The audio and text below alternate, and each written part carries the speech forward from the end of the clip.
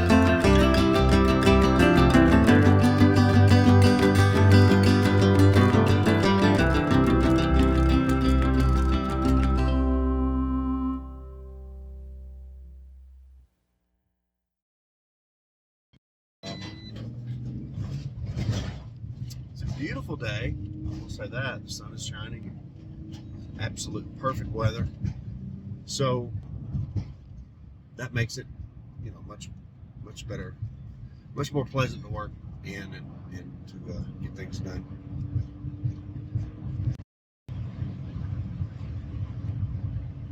We still have the storm coming with 26. It's looking bad as far as all the inflatables that we've got to get out.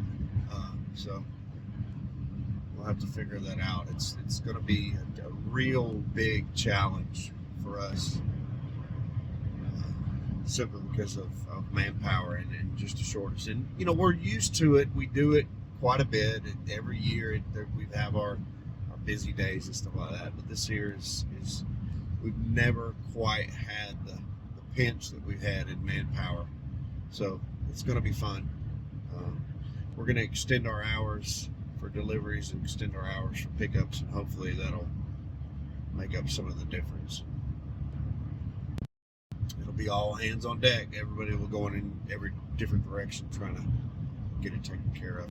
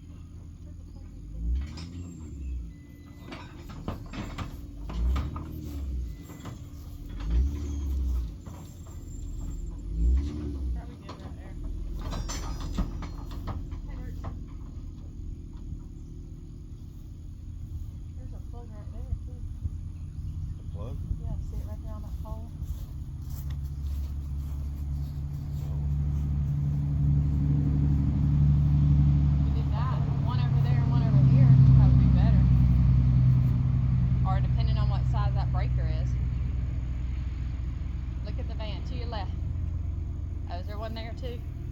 There's one right in front of it too.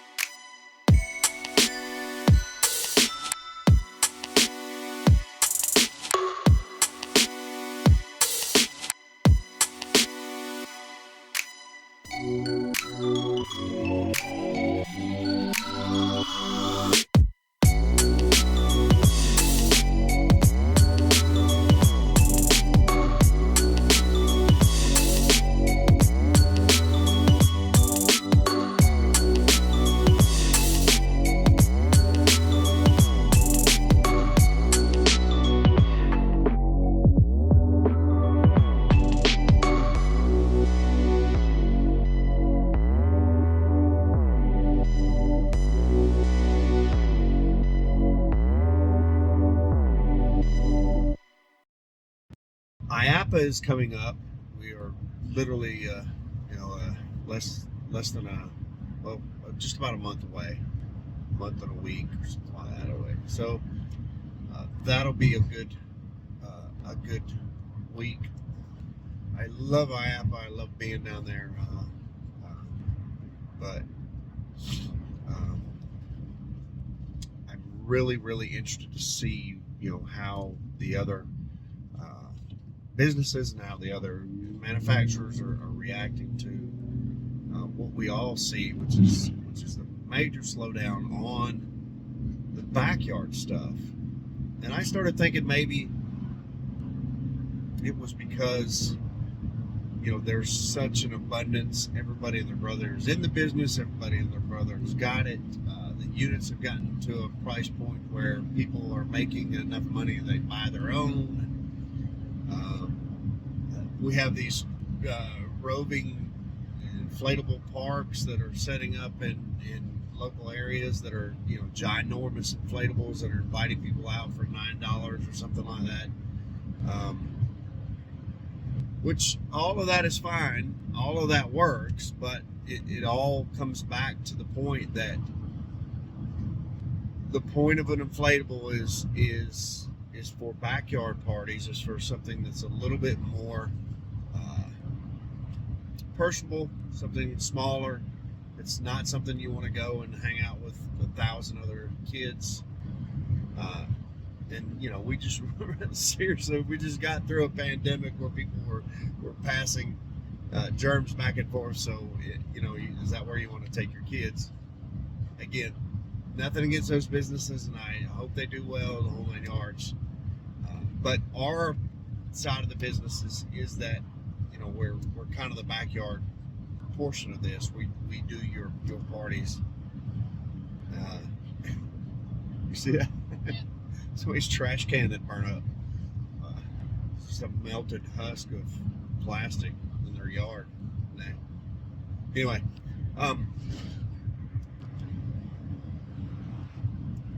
so we're going to see how this pans out. Again, all of our business is doing spectacularly well on the schools, churches, commercial side. We've got tons of customers that are coming out and doing all kind of stuff on that side of the business. But our backyard stuff has really taken a nosedive, and that affects certain parts of the year. Obviously, the in-between the holidays, those kind of things. And literally, there's so much stuff going on. There's so much that is grabbing everyone's attention that I don't know. Not the fact that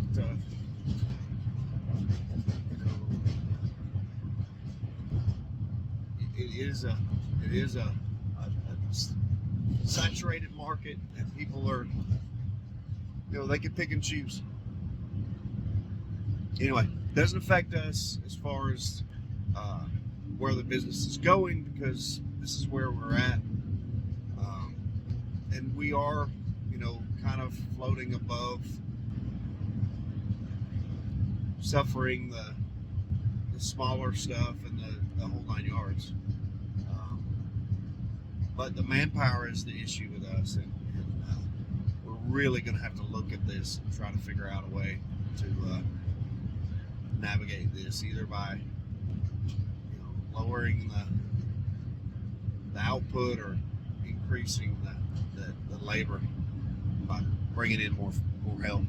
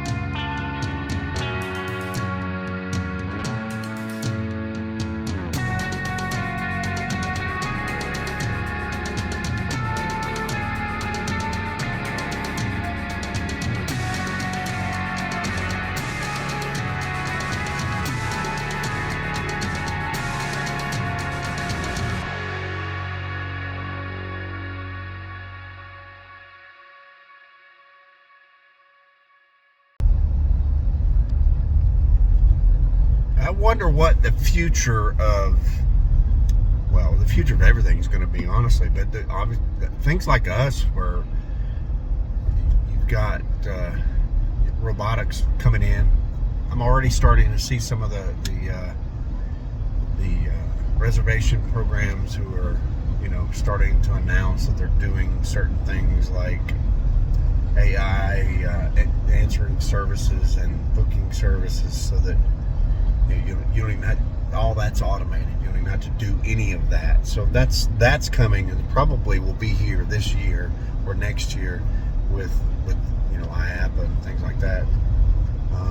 So that's good. The only thing is that those businesses, they kind of rip you with the cost, and they always want a piece of your pie, a percentage of every rental and all this other stuff, which, I get it, but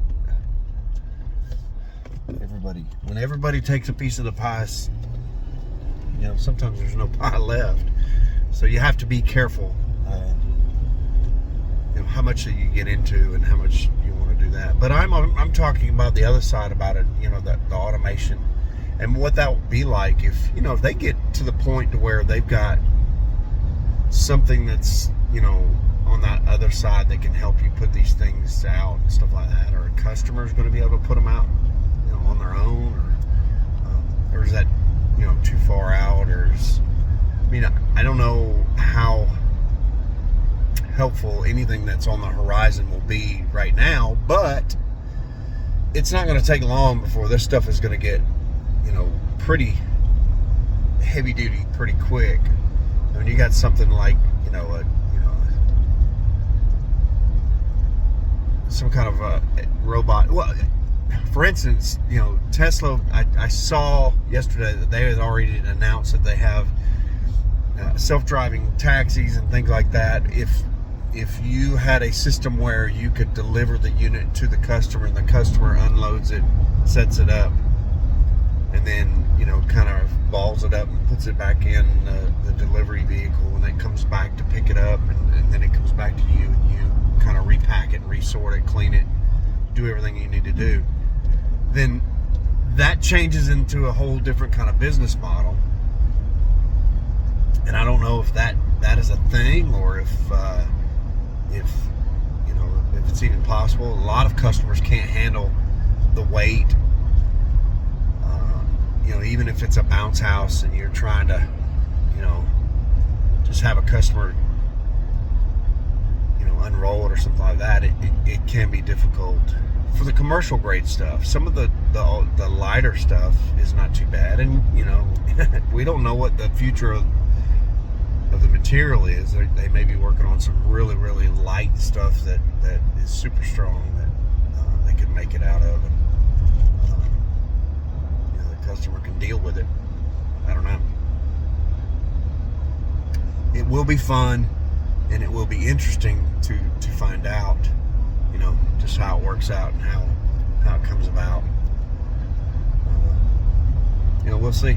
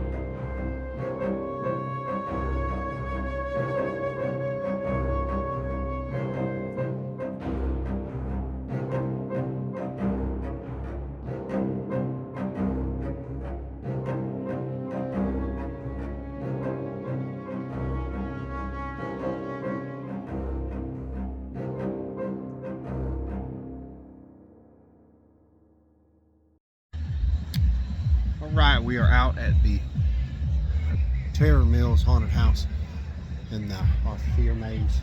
This was a maze that was we purchased it from Leisure, a 30 by 30 maze, hybrid maze. We slip covered it with a basically a big tarp and put some fog in there, and it really makes a good Halloween event thing. Now we're going to do some changes to it, and